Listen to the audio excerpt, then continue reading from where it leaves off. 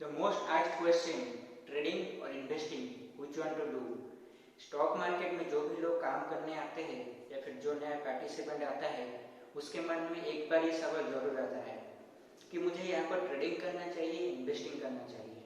और अगर आप में से किसी को नहीं पता है ट्रेडिंग क्या है, इन्वेस्टिंग क्या है, तो आपको इस वीडियो में आगे मालूम चलता जाएगा कि ट्रेडिंग इन्वेस्टिंग क्या होता है। और अगर आपको पता है कि ट्रेडिंग इन्वेस्टिंग क्या है तो आपके मन में जो कंफ्यूजन है वो डिसीजन लेने में कि आपको ट्रेडिंग पर ध्यान देना चाहिए, इन्वेस्टिंग के ऊपर, वो कंफ्यूजन आपका इस वीडियो में दूर हो जाएगा। मैं आपको आज 5 पॉइंट बताने वाला हूँ, जिस 5 पॉइंट को समझ के आप डिसीजन ये ले लोगे कि आपके लिए ट्रेडिंग अच्छा है या फिर इन्वेस्टिंग अच्छा है। तो चलिए वीडियो को आगे बढ़ाते हैं। तो इस कंफ्यूजन को क्लियर करने के लिए हमारा जो पहला पॉइंट है वो है नो योरसेल्फ। नो योरसेल्फ का मतलब आप अपनी खुद को समझो। आपका स्टॉक मार्केट से, आपको स्टॉक मार्केट से क्या चाहिए? मतलब सब लोग यहाँ पर आते हैं प्रॉफिट कमाने, कुछ रिटर्न लेने के लिए, पर आपका जो पॉइंट ऑफ व्यू है वो क्या है? आपको कितने टाइम फ्रेम में प्रॉफिट कमाना है? आपको जो स्टॉक मार्केट से प्रॉफिट चाहिए या फिर रिटर्न चाहिए वो कितना आपको चाहिए? लाइक आपको डेली चाहिए आपको प्रॉफिट, या फिर आपको मंथली चाहिए, या फिर आपको एनुअल रिटर्न चाहिए? अगर आपको कुछ प्रॉफिट लेना है डेली बेसिस पे या फिर कुछ मंथली बेसिस पे, कोई भी सर्टेन परसेंटेज, तो उसके लिए आपको ट्रेडिंग करना होगा। और अगर आपको एनुअल रिटर्न कमाना है, आपको सालों साल रिटर्न मिलता चला जाए, तो फिर आपको इन्वेस्टिंग करना होगा। बहुत सारे बिगिनर्स स्टॉक मार्केट में इन्वेस्टिंग से स्टार्ट करने आते हैं। इन्वेस्टिंग का मतलब एक्चुअली वो नहीं समझते। इन्वेस्टिंग का मतलब है आप कोई भी स्टॉक को खरीदोगे उसको 1 साल के अंदर सेल नहीं करोगे, वो है इन्वेस्टिंग। 1 साल जो टाइम पीरियड है आपका, आप उतने टाइम तक उस स्टॉक को होल्ड करोगे, कोई भी स्टॉक हो जाए। अगर आप इन्वेस्टिंग कर रहे हो तो आपको उसको होल्ड करना होगा 1 साल तक। ट्रेडिंग में अगर आपको कुछ करना है, आपको 6 महीने या फिर 1 साल के अंदर कोई भी स्टॉक को मतलब खरीद के बेचना भी होगा, और जो भी आपका प्रॉफिट या लॉस मिले उसको आपको बुक करके यहाँ से निकलना होगा, वो होता है ट्रेडिंग। और ट्रेडिंग यहाँ पे थोड़ा मुश्किल है। आपको अगर आप यहाँ से स्टार्ट करना चाहते हो सकता है आपका ये पहला वीडियो होगा स्टॉक मार्केट के रिगार्डिंग। तो अगर आप यहाँ पे स्टार्ट करना चाहते हो, आपको पहले इन्वेस्टिंग पर ध्यान देना है। लाइक आपको मिनिमम आपका 1 साल इन्वेस्टिंग पर देखना है, क्योंकि आपको मिनिमम 1 साल लग जाएगा यहाँ का बिहेवियर समझने के लिए। स्टॉक मार्केट में कुछ बिहेवियर रहता है, अगर आप ट्रेडिंग कर रहे हो या फिर इन्वेस्टिंग कर रहे हो, उस बिहेवियर को, उस स्ट्रक्चर को आपको समझना होगा। स्टॉक मार्केट काम कैसे करता है, स्टॉक मार्केट का प्राइस का जो बिहेवियर रहता है, प्राइस अप डाउन होता है, वो कैसे होता है, उसको समझने के बाद आप यहाँ से ट्रेडिंग कर सकते हो। देन हमारा जो दूसरा पॉइंट आता है वो आता है नॉलेज। नॉलेज मतलब आपको अगर ट्रेडिंग करना है तो उसके लिए कुछ नॉलेज चाहिए, अगर आपको इन्वेस्टिंग करना है तो उसके लिए भी कुछ नॉलेज चाहिए। मेरा लॉजिक के हिसाब से आपको अगर यहाँ पर ट्रेडिंग करना है तो आपको टेक्निकल एनालिसिस सीखना होगा। टेक्निकल एनालिसिस मतलब कोई भी स्टॉक का जो यहाँ पर प्राइस रहता है, आपको तो पता ही होगा कि स्टॉक मार्केट में जो भी स्टॉक रहता है उसका सर्टेन प्राइस रहता है। वो प्राइस का जो हिस्टोरिकल डाटा रहता है, मतलब 6 महीने पहले प्राइस जो था, जरूरी नहीं कि अभी वो प्राइस अभी हो, जरूरी नहीं कि वो प्राइस अब तक वही हो। तो वो जो गैप है, वो 6 महीने का जो डाटा है, प्राइस जिस प्राइस पॉइंट पे आया है ऊपर या फिर अगर नीचे गया है, तो वो जो डाटा है उसको आपको समझना होगा। और वो डाटा को समझने को बोलते हैं चार्ट रीडिंग, और टेक्निकल एनालिसिस भी उसको बोलते हैं। अब इन्वेस्टिंग में आपको वो सब कुछ नहीं करना होगा, आपको वहां पर फंडामेंटल एनालिसिस करना होगा। जो फंडामेंटल एनालिसिस होगा वो रहता है कंपनी के बारे में जानना। लाइक कंपनी क्या है, कंपनी कौन सा प्रोडक्ट बनाता है, कंपनी का मार्केट डिमांड क्या है, कंपनी का जो प्रोडक्ट है उसका डिमांड क्या है, क्या वो फ्यूचर में और ज्यादा अच्छा रहेगा या फिर फ्यूचर में उसका डिमांड कम होगा। उस पर जो डिसीजन लोगे आप, वो रहेगा आपका इन्वेस्टिंग के लिए। और ट्रेडिंग के लिए आपको मेनली वो जो डाटा रहता है, जो चार्ट रहता है, आपको उसको यूज करके आपको डिसीजन लेना होगा कि आपको ट्रेडिंग करना है कौन से स्टॉक में। नॉलेज के बाद हमारा जो तीसरा पॉइंट आता है वो आता है टाइम वैल्यू, मतलब टाइम। आपको अगर ट्रेडिंग करना है स्टॉक मार्केट में तो आपको ज्यादा टाइम देना होगा। आपको अगर ट्रेडिंग सीखना है यहाँ पर, मैंने तो बता दिया आपको पहले कि आपको यहाँ पर मिनिमम 1 साल देना है। 1 साल को आपको लग जाएगा स्टॉक मार्केट का बिहेवियर को समझने। पर टेक्निकल एनालिसिस जो सीखना है उसको समझने के लिए 3-4 साल लग जाते हैं। पर किन किन लोगों तो जिंदगी भर करते हैं फिर भी नहीं सीख पाते हैं।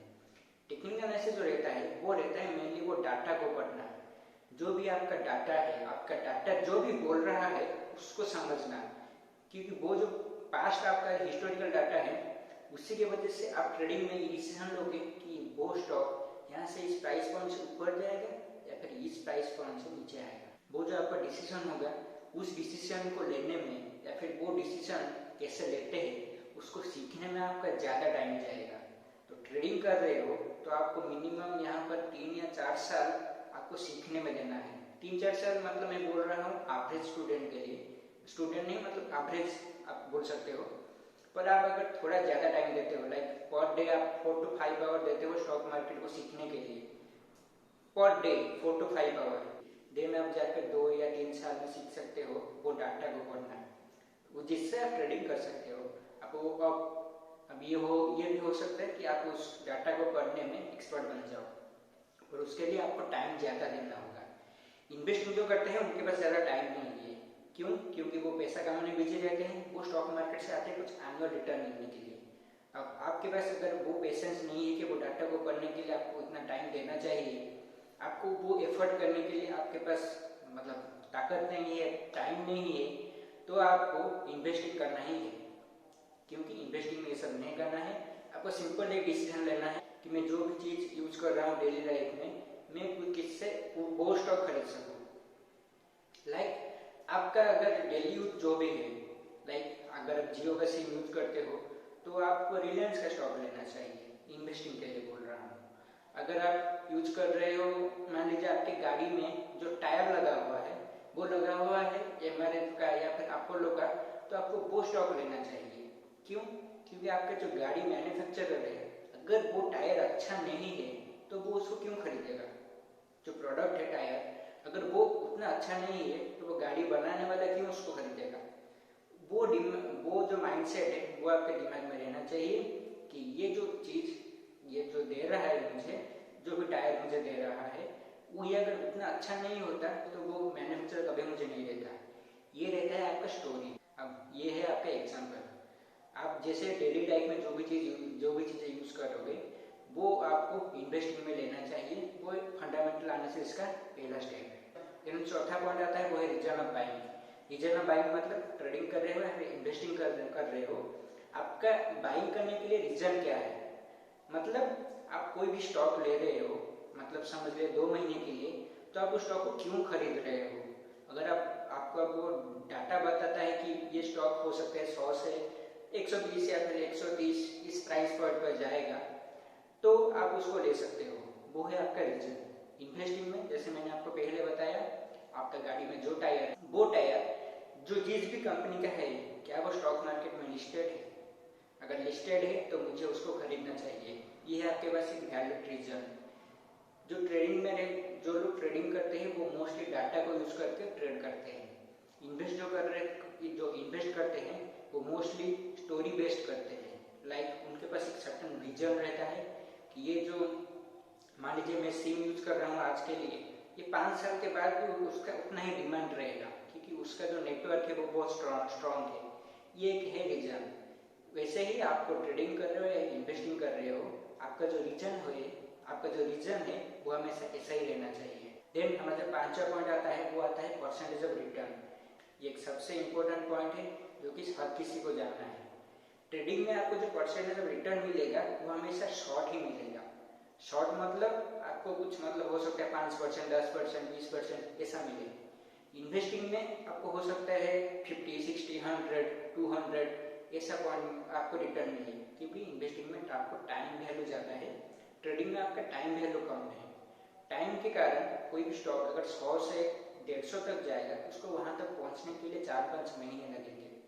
अगर कोई स्टॉक बहुत अच्छा है उसको 100 से अगर 200-300 जाना है तो वहां पर पहुंचने के लिए उसको हो सकता है 2 साल या 3 साल लग जाए या फिर 5 साल भी लग जाए। आपको परसेंटेज ऑफ रिटर्न जो है वो आपको हमेशा ज़्यादा मिलेगा क्योंकि आपके पास टाइम ज़्यादा है। और अगर आपको ट्रेडिंग करना है तो आपको ये ध्यान रखना होगा कि आपको परसेंटेज ऑफ रिटर्न लेस मिलेगा, कम मिलेगा। और अब हम आते हैं कंक्लूजन पर। क्या हम इस इंफॉर्मेशन से सीखे? अगर हमें ट्रेडिंग करना है तो हमें टेक्निकल एनालिसिस जानना होगा, हमें कुछ नॉलेज इकट्ठा करना होगा, हमें वो डाटा पढ़ने के लिए टाइम देना होगा, हमारा जो रिजल्ट है वो चार्ट बेस्ड होना चाहिए, मतलब वो चार्ट जो है वो जो बोल रहा है उसके वजह से डिसीजन लेंगे वो आपका ट्रेडिंग में रहेगा। और ट्रेडिंग में आपका एक और पॉइंट रहेगा जो है परसेंटेज ऑफ रिटर्न, आपको हमेशा यहाँ से कम मिलेगा। और इन्वेस्टिंग की तरफ आता है, इन्वेस्टिंग में आपको नॉलेज आपको पता चल गया, आपको फंडामेंटल एनालिसिस करना है, एक मोस्टली स्टोरी बेस्ड रहना चाहिए, और वो विजन जो है आपको एक खुला विजन दिखना चाहिए कि मार्केट डिमांड के हिसाब से। अगर आपके पास टाइम नहीं है स्टॉक मार्केट को जानने के लिए, उसका बिहेवियर समझने के लिए, तो आपको इन्वेस्टिंग ही करना चाहिए। और आप अगर ये टाइम 2-3 साल सीखने के लिए दे सकते हो स्टॉक मार्केट को, तो आप ट्रेडिंग सीख सकते हो। आई होप आपको समझ में आ गया है, आपको जो डिसीजन रहेगा वो क्या रहना चाहिए।